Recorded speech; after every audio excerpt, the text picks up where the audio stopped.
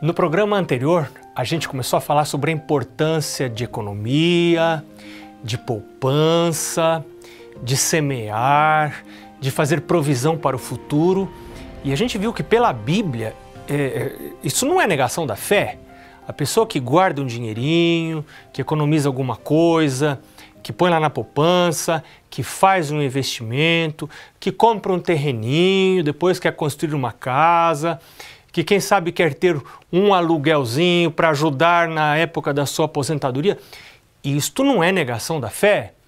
Isto é prover para o futuro, é pensar lá no futuro. E nós vimos lá no livro de Provérbios, no capítulo 21, no verso 20, que existem dois tipos de pessoas. Existe o sábio, na casa de quem você sempre vai encontrar coisas boas, bens desejáveis, você vai encontrar azeite, simbolizando comidas finas, comidas agradáveis. Mas o insensato, que é o segundo tipo de pessoa, desperdiça tudo. E outra tradução interessante diz que ele gasta tudo o que ganha. Então você tem três tipos de pessoas. Duas são apresentadas nesse texto de Provérbios. O primeiro é o sábio, que ele não gasta tudo o que ganha. Ele ganha, ele gasta um pouco do que ganha, não importa quanto ganhe. Se ganha muito ou se ganha pouco. Sabe que economia, a mente econômica, a visão de economizar não depende do seu salário. Depende de filosofia de vida, depende de um jeito de viver que vem lá da infância. A gente vai ver isso hoje, daqui a pouco, neste programa. A gente aprende isso lá em casa com os pais. Também é um pouco da personalidade, mas a gente pode aprender os hábitos de economia. Então, o sábio, ele nunca consome tudo que ganha. Ele sempre guarda um pouquinho. Ele sempre economiza. Ele nunca começa pela comida mais gostosa do prato. Ele sempre começa pela comida que ele menos gosta, talvez, no meu caso, sempre a mais saudável é o que eu menos gosto. Então ele começa pela mais saudável e deixa a mais gostosa para o final. Este é o sábio. Na casa dessa pessoa, sempre vão ter bens desejáveis e azeite, diz a palavra de Deus. No livro de Provérbios, capítulo 21, verso 20. Nós vimos também que em Provérbios, capítulo 30, verso 25, a palavra de Deus diz que as formigas são um povo fraco, mas no verão elas guardam a sua comida. Puxa, olhe para o tamanho da cabeça da formiga, imagine o cérebro da formiga, mas tendo aquele cérebro pequenininho, ela foi programada por Deus para economizar, para guardar, para não ter falta na época em que falta pão. Podem acontecer épocas na nossa vida em que o pão está mais difícil de ser encontrado, a comida está mais difícil de ser encontrada, e a gente precisa ter algo guardado para estas épocas, para estes momentos. Mas indo de novo para Provérbios, capítulo 21, verso 20, para os tipos de pessoas, tem o sábio que guarda e que na casa dele sempre tem coisas desejáveis e azeite, mas tem o insensato que tudo que ganha, gasta. Ganhou, gastou. Ele consegue consumir com tudo que recebe e logo que recebe. Mas eu ainda quero apresentar um terceiro tipo de pessoas que a gente só citou no programa anterior e que não está nesse texto de Provérbios. Esse terceiro tipo de pessoas, eu não sei nem como eu diria, ele é mais do que insensato, ele é louco. O louco é aquele que não gasta tudo que ganha. Ele gasta mais do que ganha. E ele gasta antes de ganhar. Ele já compromete os seus ganhos futuros. Como se ele fosse viver para sempre. Como se ele estivesse certo de que o seu salário do mês que vem está seguro. E não está. Então nós não podemos viver uma mentira, viver com dinheiro que não ganhamos ainda. E quando a gente vive essa falsidade, a gente faz compromissos regularmente com um dinheiro que a gente ainda não ganhou, com um dinheiro que a gente ainda não recebeu, a gente está vivendo uma falsidade, a gente está vivendo num tempo que ainda não chegou. E a vida não funciona dessa maneira. Em algum momento nós vamos ter problemas. E você sabe como se chama esse problema? Chama-se dívida. E nós nos tornamos endividados quando, e eu estava dizendo isso, começamos a falar sobre isso no programa anterior, nós chegamos até a dívida e entramos na casa da dívida quando temos aquilo que popularmente se chama de olho grande. Essa é a regra geral. Claro que há exceções. Há pessoas que ficam endividadas por questões que não estão sob seu controle, por doenças, por exemplo. Mas como regra geral, nós entramos na casa da dívida e a gente, quando entra lá, dificilmente fica pouco tempo nessa casa. A gente entra na casa da dívida quando a gente quer mais do que pode, quando os nossos olhos são muito grandes, quando a gente deseja muito, quando a gente cobiça muito. E muitas vezes é quando a gente não se contenta com uma vida simples, com uma vida tranquila, quando a gente adota os hábitos sofisticados do mundo, as roupas de grife do mundo, as comidas do mundo, o estilo de vida do mundo. O mundo exige muita coisa, o mundo exige a gente pagar um preço alto. As pessoas dizem que para você ser bem considerado, você precisa ter um carro novo, um carro muito chique, um carro muito sofisticado. E a Bíblia diz que as pessoas vão julgar a você pelo carro que você tem. Mas a Bíblia diz que Deus julga você pelo coração que você tem. Não é pelo carro que você tem.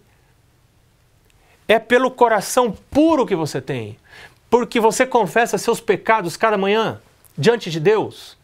Você vai à presença de Deus, reconhece que é pecador e diz: meu Deus, perdoa os meus pecados, me ajuda, meu Deus. O que acontece com a vida espiritual de crianças que se desenvolvem, que são criadas em um lar que é espiritual, um lar que não é materialista, um lar que vive para pôr a Deus em primeiro lugar, um lar que existe para buscar ao Senhor, e não para buscar o estilo de vida sofisticado deste mundo, que paga um preço alto, que cobra, ou melhor dizendo, um preço alto. Existem famílias tentando pagar esse preço. E para correr atrás deste preço, o pai e a mãe precisam trabalhar para poder ter esses carros, para poder ter as férias de luxo, viajar para o exterior, ou seja o que for, para poder comprar as roupas que os filhos exigem, porque lá na escola os colegas também têm, para terem os celulares de último tipo, os tablets, ou seja, as coisas que o mundo exige que a gente tenha. E que não são as coisas simples e naturais que a palavra de Deus nos aconselha a ter e a investir nestas coisas. Por isso que diz o Senhor Jesus, verso 26 de Mateus capítulo 6, verso 26. Observai as aves do céu. Ainda que as aves não semeiem, nem colham, nem ajuntem em celeiros, o vosso Pai Celeste as sustenta. Deus sustenta a mim e a você, ainda que veja, ele está querendo dizer aqui que eu e você temos muito mais valor que os passarinhos. Os passarinhos não têm a sabedoria que você tem. Os passarinhos não têm o cérebro que Deus deu para você. Um cérebro capaz de pensar em futuro, um cérebro capaz de pensar nesta vida, mas também na vida eterna. Um cérebro capaz de fazer planos, um cérebro capaz de trabalhar, de semear, um cérebro capaz de colher e um cérebro capaz de não comer tudo que você colhe.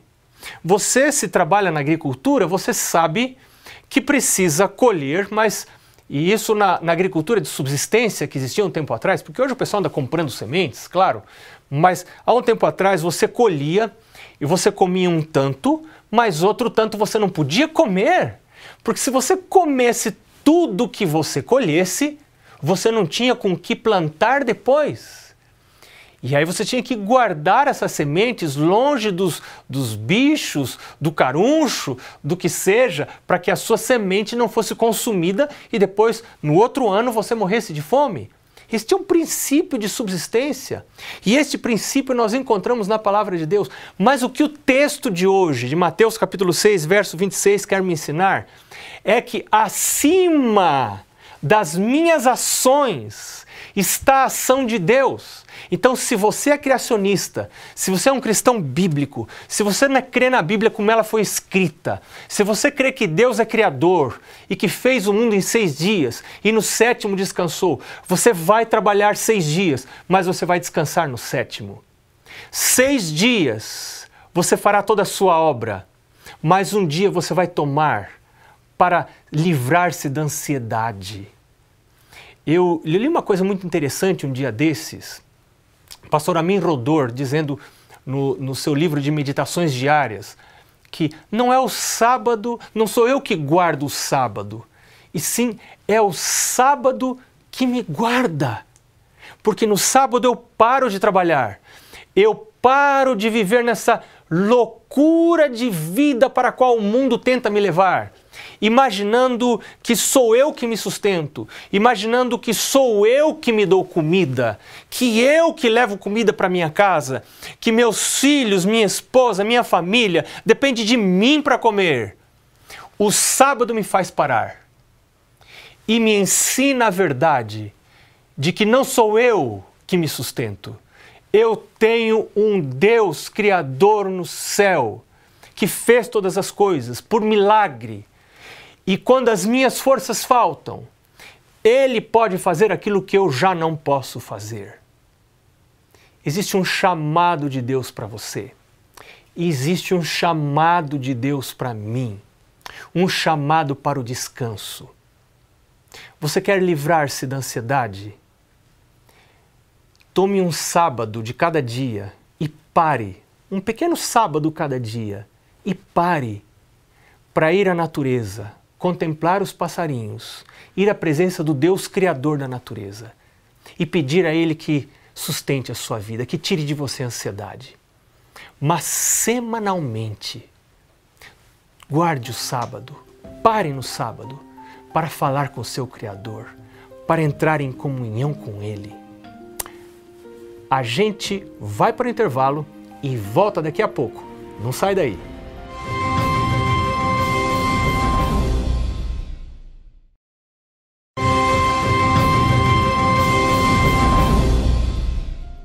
No primeiro bloco nós vimos que Deus nos sustenta, Deus nos ampara, Deus é o Criador do universo, Ele tudo fez, todas as coisas estão debaixo do domínio dEle, mas Deus não abençoa a preguiça, Deus não abençoa a falta de trabalho, Deus não abençoa a falta de provisão, prover para o futuro, guardar. Eu posso plantar, eu posso semear, eu posso colher e eu posso guardar. Eu posso pensar no futuro. Eu preciso pensar nas economias. Tem um ditado popular que diz que em casa que falta pão, todo mundo reclama e ninguém tem razão. Tem famílias que estão sofrendo não porque não ganham o suficiente, mas porque não há um planejamento, não existe um orçamento familiar, não existe um controle de gastos. Deus não é honrado nas finanças, o dízimo não é entregue ao Senhor, não há um plano de ofertas e não há um plano de poupança. As pessoas não aprenderam a poupar. Por que algumas pessoas economizam? Por que algumas pessoas sabem economizar e por que outras pessoas não sabem economizar? Bom, isso tem a ver um pouco com a personalidade, mas um outro tanto pode ser aprendido.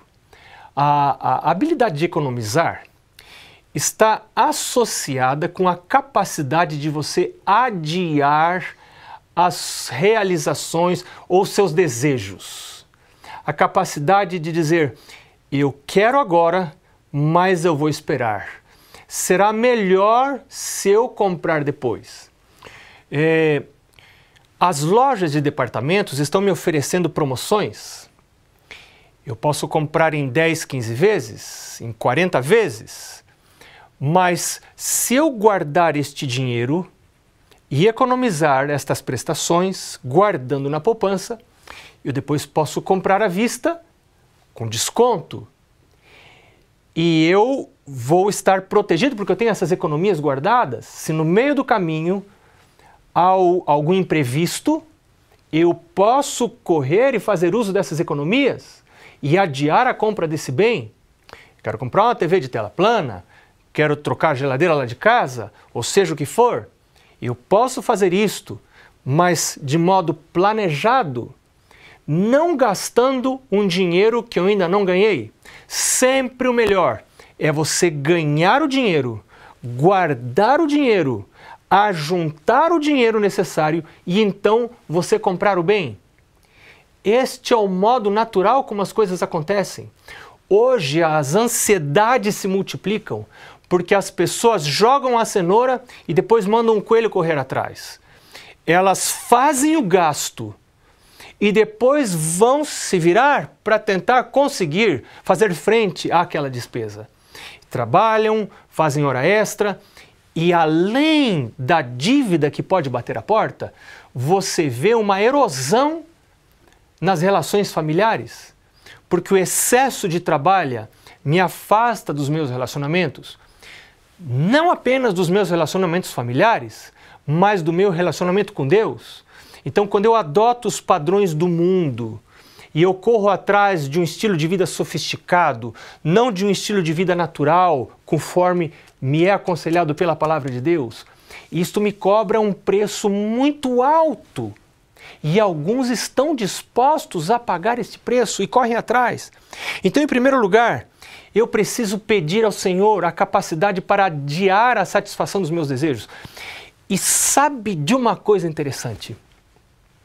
Você pode educar seus filhos. Este é um processo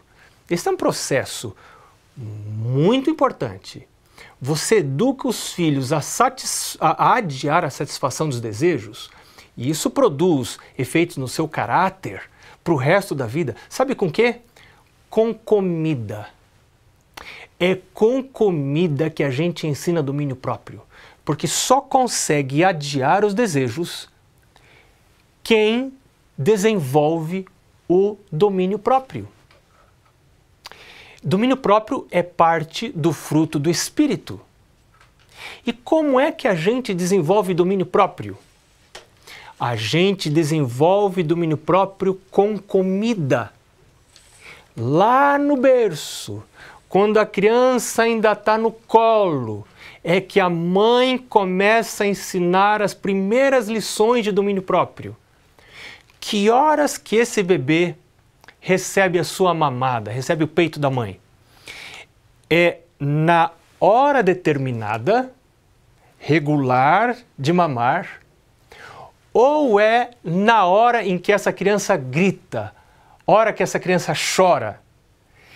Existem crianças que estão aprendendo, e os pais estão facilitando esse aprendizado, essa aprendizagem, estão aprendendo a ter tudo o que querem, na hora que querem e do jeito que querem. Se eu grito, a minha mãe ou meu pai resolve o meu grito com comida. Isso vem do colo, depois vai para a infância, a criança está incomodando, comida. Vai viajar, comida. A comida deixa de ser alimento, deixa de ser um sustento para ser uma diversão. Lá no livro de Eclesiastes, a palavra de Deus diz assim: ditosa é a terra, cujos reis são filhos de nobres, e cujos príncipes assentam-se à mesa a seu tempo, na hora certa, para refazer as forças. Eu não sou muito forte, não sou um exemplo para isso, né? E não para bebedice ou para gulodice. Então, a terra que tem reis, que são filhos de nobres, os príncipes desses reis, filhos de nobres, eles não comem para gulodice, eles não comem por diversão, eles comem por nutrição, eles não comem para perder as forças, eles comem para ganhar forças.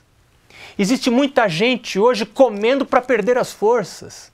Tem gente que come para viver, deveríamos comer para viver, mas tem gente que come para morrer. E o tipo de comida que está na mesa não é comida para viver, é comida para morrer. E isso eu vou transmitindo para os filhos, dessa maneira, esse estilo de vida. E isto afeta o caráter, isso afeta o desenvolvimento do caráter. Então eu preciso ensinar para os meus filhos que comida é para viver.